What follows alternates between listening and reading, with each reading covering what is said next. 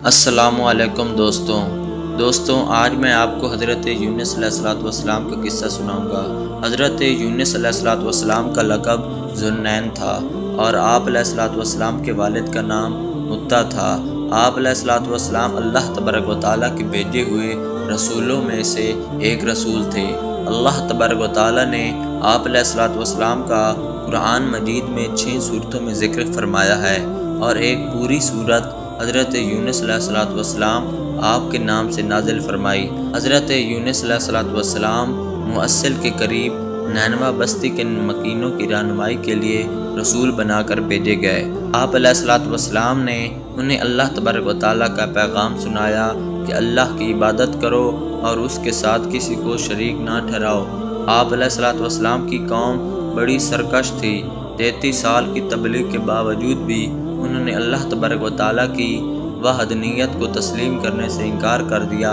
آپ علیہ السلام نے دل برداشتہ ہو کر ان کو اللہ کی طرف سے سخت عذاب کی خبر سنائی، جس پر قوم کے سرکش لوگوں نے آپ کی باتوں کا مذاق اڑاتے ہوئے کہا، اگر تمہارے پروردگار کی طرف سے عذاب آنے والا ہے تو ہمیں اس وقت کا بتاؤ۔ حضرت یونس علیہ السلام نے انہیں کہا کہ 3 دن کے اندر تم پر عذاب آ جائے گا۔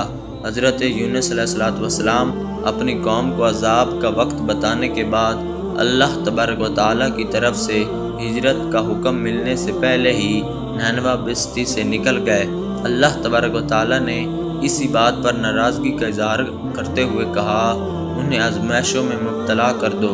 فرمان الہی، مچھلی والے یونس کو بھی یاد کیجیے جب وہ اپنی قوم سے ناراض ہو کر چل دیے اور وہ یہ سمجھے کہ ہم انہیں نہیں پکڑ سکیں گے۔ جب حضرت یونس علیہ السلام اپنی قوم کو عذاب الہی کی خبر سنا کر وہاں سے چل پڑے تو آپ کے جانے کے تیسرے دن چاروں طرف سے عذاب الہی کے آثار آنے لگے۔ آپ علیہ السلام کی قوم کے لوگ حضرت یونس علیہ السلام کی تلاش میں نکلے تاکہ ان سے درخواست کریں کہ وہ اللہ سے عذاب کو ٹالنے کے لیے دعا مانگے، لیکن حضرت یونس انہیں نہیں ملے۔ قوم کو یقین ہو گیا کہ اب اللہ کا عذاب ضرور نازل ہوگا، لہٰذا انہوں نے فوراً اپنے نبی کے ساتھ بدسلوکی پر ندامت کا اظہار کیا، پھٹے پرانے کپڑے پہن لیے، جانوروں کے بچوں کو ان کی ماؤں سے الگ کر دیا، مرد، عورتیں اور بچے رو رو کر عاجزی اور انکساری کے ساتھ اللہ تبارک و تعالیٰ سے عذاب ٹالنے کی دعائیں مانگنے لگے۔ جانور اپنے بچوں سمیت آواز نکالنے لگے اور بڑا رکت آمیز منظر پیدا ہو گیا۔ اللہ تبارک و تعالیٰ کی رحمت جوش میں آئی اور اس نے قوم یونس پر آنے والے عذاب کو ٹال دیا۔ حضرت یونس اپنی قوم سے دل برداشتہ ہو کر بستی سے نکل گئے تو دریا میں سفر کرنے کے لیے مسافروں سے بھری ایک کشتی میں سوار ہو گئے۔ جب کشتی دریا کے درمیان پہنچی تو ڈگمگانے لگی اور قریب تھا کہ وہ ڈوب جائے۔ ملاح نے کہا کہ کوئی ایسا مسافر کشتی میں سوار ہے جو اپنے مالک سے بھاگ کر آیا ہے، جب تک وہ کشتی سے نہیں نکلے گا کشتی کنارے پر نہیں پہنچ سکے گی۔ کشتی میں سوار افراد میں سے کوئی بھی اپنے آپ کو مالک سے بھاگنے والا تصور نہیں کر رہا تھا۔ آخرکار مسافروں نے آپس میں مشورہ کر کے یہ طے کیا کہ قرعہ اندازی کر لیتے ہیں، جس کے نام کا قرعہ نکلے گا اسے دریا میں پھینک دیں گے تاکہ باقی مسافر اپنی منزل تک پہنچ سکیں۔ چنانچہ قرعہ اندازی کی گئی تو قرعہ اندازی میں حضرت یونس کا نام نکلا۔ آپ علیہ السلام کو دیکھ کر لوگ کہنے لگے کہ اتنا خوبصورت، حسین و جمیل، پاکیزہ اور معصوم صورت والا اپنے مالک سے بھاگا ہوا نہیں ہو سکتا، لہذا دوبارہ قرعہ اندازی کی جائے۔ جب دوسری بار قرعہ اندازی کی گئی تو پھر بھی حضرت یونس کا نام ہی نکلا۔ لوگوں نے تیسری بار قرعہ اندازی کی۔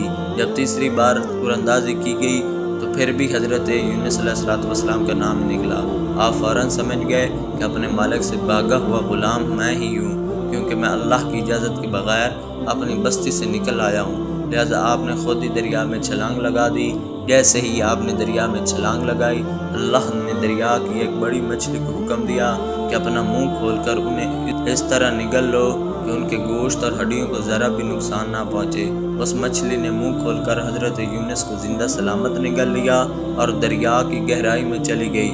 حضرت یونس جب مچھلی کے پیٹ میں پہنچ گئے اور وہاں اپنے آپ کو زندہ محسوس کیا تو اپنی غلطی کا اعتراف کرتے ہوئے اللہ کے حضور گڑ گڑانے لگے اور اللہ کی خوب تسبیحات بیان کی۔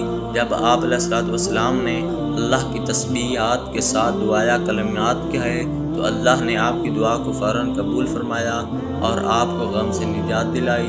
اللہ نے 40 دن کے بعد مچھلی کو حکم دیا کہ دریا کے کنارے جا کر انہیں اپنے پیٹ سے باہر اگل دو۔ مچھلی نے اللہ کے حکم کی تعمیل کرتے ہوئے آپ کو باہر اگل دیا۔ اللہ نے وہاں آپ پر کدو کی بیل اگا دی۔ آپ مچھلی کے پیٹ میں رہنے کی وجہ سے بہت زیادہ کمزور ہو گئے تھے اور آپ کا جسم نرم ہو گیا تھا، تو اس حالت میں اگر آپ پر ایک مکھی بھی بیٹھ جاتی تو آپ اس کی تاب نہ لا سکتے۔ کدو کی بیل کے پتے چوڑے ہونے کی وجہ سے سایہ گھنا ہوتا ہے اور اس کے قریب مکھیاں نہیں آتی۔ اس کے ساتھ ساتھ آپ کے لیے ایک دودھ دینے والی ہرنی کو پابند کر دیا جو صبح شام آپ کو دودھ پلانے آیا کرتی تھی، یہاں تک کہ آپ بالکل تندرست ہو گئے۔ جب واپس قوم کے پاس آئے تو دیکھا وہ تمام مسلمان ہو چکے تھے۔ پھر حضرت یونس علیہ السلام نے اللہ تبارک و تعالیٰ سے دعا کی، اے اللہ، آپ کے سوا کوئی معبود نہیں ہے، آپ ہر عیب سے پاک ہیں، بے شک میں ہی ظالم کرنے والوں میں سے ہوں۔